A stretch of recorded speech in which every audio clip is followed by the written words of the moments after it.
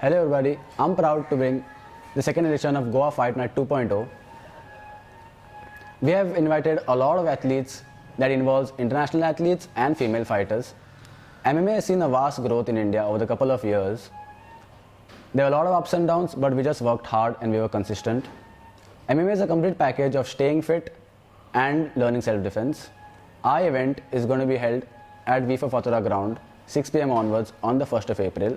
I would like to take this chance to thank Mr. Vijay Sardesai, the President of MMA of Association of Goa, for his constant support.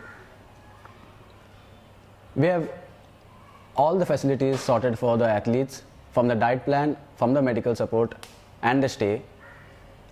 The energy of the crowd is always going to remain high as we have invited all the top artists of Goa and India.